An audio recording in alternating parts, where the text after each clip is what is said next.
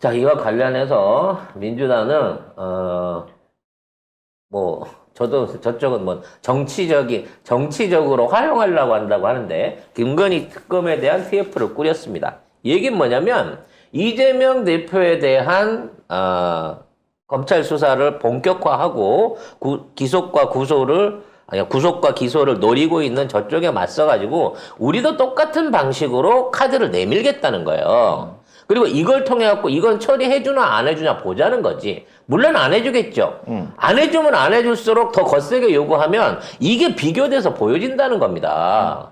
직접적인 피해자와 피해 금액과 증언과 증거들이 차고 넘치는 김건희 특검에 대한 내용하고 지금 이재명에 대한 부당한 수사와 기소하고 국민들이 이걸 비교해 볼 수 있는 찬스가 생기는 거거든요. 즉 뉴스에 따라가게 돼 있어요. 꼬리를 물고.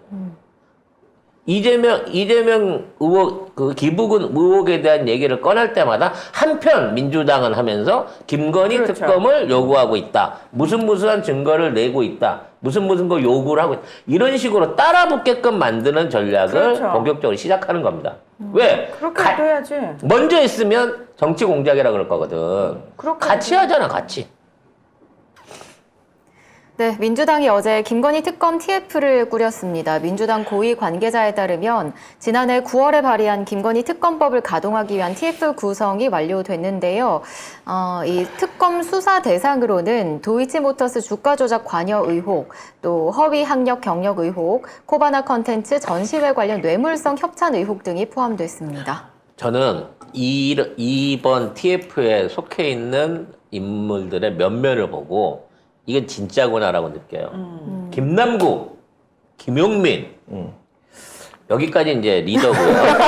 거기까지만 말하면 안 됩니까? 네, 여기까지만 말하고 싶은데 네. 박범계, 소병철, 송기현은 좀 아리까리합니다. 네. 그리고 오기영, 진성준이 있어요. 홍성국은 잘 모르겠고요.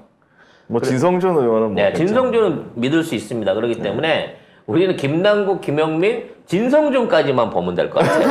중요한 세 분이 어느 정도 목소리를 크게 낼 수 있느냐. 나머지가 밟으려고 하지 근데 않나. 물론 뭐 김용민 의원이나 뭐 이런 얘기를 들어보면 그 방송에서 나와서 하는 얘기를 들어보면 자기들 너무 세다. 아직 그렇게 얘기를 하는 의원들이 많대요. 그러니까 민주당 의원들은 지금 가만히 있으면 되는데 왜 나서가지고 그러느냐. 그러니까 자기만 당선되면 되는 거야. 무조건. 그러니까 이재명 대표가 어떻게 하든지 말든지 상관없고 나만 살면 되니까 우리는 가만히 있으면 되는데 왜 나서서 특검법을 발의하고 뭐 난리를 치냐 이런 식으로 얘기를 하고 있대요. 지금 이재명이 가장 무서운 이유는 공천권, 왜냐면 어차피 공천권을 놓고 지금 모든 민주당 안에 있는 의원들이 목을 메고 있는 거잖아요. 그래서 빨리 이재명 대표를 내보내고 낙엽이를 앉혀가지고 지들이 공천권을 그렇지. 떡하니 가지겠다는 거 아닙니까? 우리가 그거 절대 못 주기 때문에 지금 낙엽이와 수박들을 어떻게든 쳐내려고 하는 거 아닙니까? 그래서 남아있는 최고위원들의 역할이 중요합니다. 어차피 이 전쟁이 시작되잖아요. 이재명 대표의 운신이 자유롭지 못할 수밖에 없는 거는 어쩔 수 없는 겁니다. 하지만 그 남아있는, 지금 그 역할을 못하고 있는데 불구하고 이제부터 정청래 의원을 비롯한 최고위원들의 노력을 통해가지고 그럼에도 불구하고 선거법을, 당원들의 뜻에 의해서, 당원들 추천이라든지 사전선거 투표를 통해 가지고 그 후보자를 뽑는 방식을 정착을 시킬 거거든요. 새로운 민주당은. 그렇게 되면 낙엽들 자체도 지역 구민들한테 선택을 받아야만 이 선거에 나올 수 있는 제도를 확실하게 만들 거란 말이에요. 그래서 그러한 제도가 만들어지게 되면 그때부터는 거짓말을 해서라도 투사가 돼야 돼, 이것들은. 그때 중요한 건 이제 거기까지 끌고 가는 게 지금 조금 쉽지가 않아서. 그래서 이럴 때 이재명 대표가 쉽게 말해서 내 한 몸 던지는 한이 있어도 나는, 이재명 대표가 그랬어요. 나를 국민이 지키지 마십시오. 내가 국민을 지킬 겁니다. 내 걱정을 하지 마시고 제가 국민을 지켜드릴 테니까 여러분은 민주당을 믿으세요 했잖아요. 그래서 그 믿는 민주당을 대표해서 내가 이 모든 걸 끌고 가니 이제 앞으로 제대로 된 총선 승리를 위해서 공천 룰과 이와 모든 것들을 개혁적으로 바꾸겠습니다라는 안을 꺼내놨을 때 그리고 그걸 최고위원들이 밀어붙일 때 지금 있는 열기로 당원들이 이거를 통과시켜갖고 지금까지 있었던 당내 공천 룰을 완전히 바꿔버리게 되면 실제 그 순간부터 수박은 없어져요. 수박들도 그때부터는 진성 의원이 돼가지고 열심히 뛰어서 자기 자신을 증명할 수밖에 없거든요.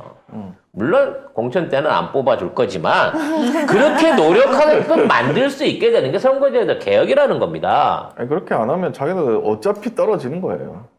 그렇게 한다고 살아남을 수 있는 게 아니야. 이 정권에서는 민주당 만약에 타이틀 달고 있으면 다 쓰러지는 거예요. 이거 그러니까 이재명 대표를 필두로 시작해가지고 이제 시작인 거예요. 이제 결국 이재명 대표는 자기 자신을 던지신 거예요. 뭐 예수님까지 하면 너무 거룩할 것 같으니까 뭐 하니까 그렇게는 안 하더라도 지금 있는 이 검찰들의 정치 개입에 대한 어떤 수작들을 자신 한 몸으로 다 받아내고 있는 거야.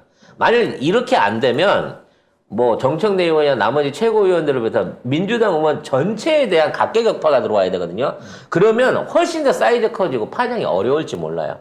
근데 이 모든 거를 이재명 대표가 끌고 가면서 민주당은 민주당대로 개혁적인 정당을 끌고 간다고 치면 이건 적의 최고 공세는 막아서면서 적의 가장 약한 고리를 자를 수 있는 그야말로 일석이조의 전략을 쓰고 있다는 거예요. 이 고육계인 거죠. 옛날로만 하면. 저는 뭐 어떻게 됐든 총선까지는 이렇게 끌고 갈 것 같고 총선 때 이제 뒤집어야지 결국에. 네. 어떤 분들이 송 작가는 그 상황이 재밌냐? 뭐 이런 식으로 악플을 다시는데 변태냐? 그런 악플? 저는 이 프레임을 우리가 이해하고 이거를 통해 갖고 분노의 방향을 바른 방향으로 돌려야 된다는 거예요. 저도 이재명 대표가 겪는 고난, 인간적인 고난 너무 안타깝고 화나고 분노합니다.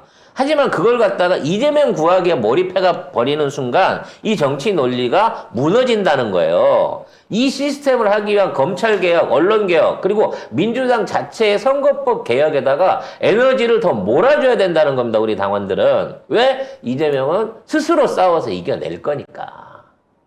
그럴 만한 능력이 있고 그럴 만한 각오가 돼 있으신 분이니까 우리는 이재명 대표를 믿어도 돼요. 절대 곱게 희생되거나 우리 정치사에서 멀리 고립돼서 사라질 분이 아닙니다. 이미 그만한 능력을 증명해 보이신 분이에요. 믿으세요. 전황으로 봐서 불리해 보일지 모르지만 이 전투, 이 전쟁은 반드시 이깁니다. 우리가. 네. 저는 오히려 얘네들이 걸려들었다고 생각해요.